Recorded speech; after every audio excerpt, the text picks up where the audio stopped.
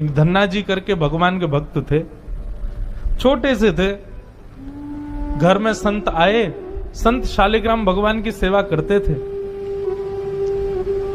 अब धन्ना जी बैठ करके देखते थे और देखते ही बड़े खुश होते थे। कभी दही से स्नान, दूध से स्नान, पंचामृत से स्नान, जल से स्नान, फिर इत्र आदि लगा के, तिलक लगा के उनकी आरती पूजा, तुलसी अर्पण, ये सब देख करके धन्ना जी को बड़ा आनंद आता था। अब भले ही खेल के रूप में सही, धन्ना जी को बड़ा मन लगता था उसमें। कुछ दिन बाद संत जाने लगे तो धन्ना जी रोने लगे, बोले कि आप तो चले जाओ लेकिन अपने ठाकुर जी मुझको दे जाओ, उनकी सेवा मैं करूंगा। अब तो इतना रोए, इतना रोए, इतना रोए धन्ना जी कि संत का निकलना मुश्किल हो गया।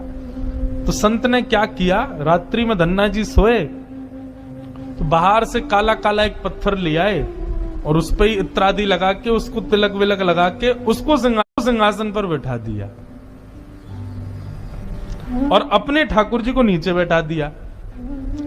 धन्ना जी सुबह बोले, संत जी आप मत जाओ, छोटे बालक। संत बोले, अच्छा देखो, अंदर आओ मंदिर में। मंदिर में गए तो बोले, देखो वो तो सिंहासन पर ठाकुर जी बैठे और नीचे हमारे ठाकुर जी बैठे, बताओ तुमको कौन से चाहिए।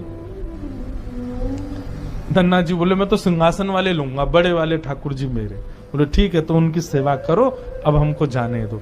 अपने शालिग्राम जी को लेकर के संत चले गए। अब धन्ना जी उस पत्थर की सेवा करते हैं, असली शालिग्राम तो संत अपने संग ले गए, लेकिन धन्ना जी इतने भाव से सेवा करते थे। महाराज लाल तिलक लगाने के लिए माँ ने रोली नहीं दिलाई तो ईंट ले आए, ईंट को घिस करके उसी से लाल लाल रोली बना दी, वही लगाते। भोग धराने के लिए फल तोड़ लाते। मतलब सेवा की व्यवस्था नहीं होती थी तो धन्ना जी कैसे ना कैसे करके करते थे। छोटे से बालक हैं, खेल खेल में सेवा करते थे। बीच में संत किसी और के घर में आए तो धन्ना जी वहां जाके अपनी सब सेवा बताते, मैं ऐसे ऐसे करता हूं। संत बोले, भोग नहीं लगाते अपने ठाकुर जी का।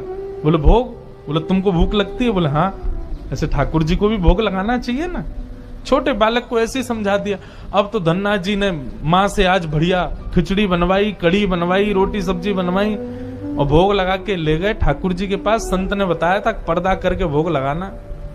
पर्दा लगा दिया, भोग ठाकुर जी के सामने धर दिया।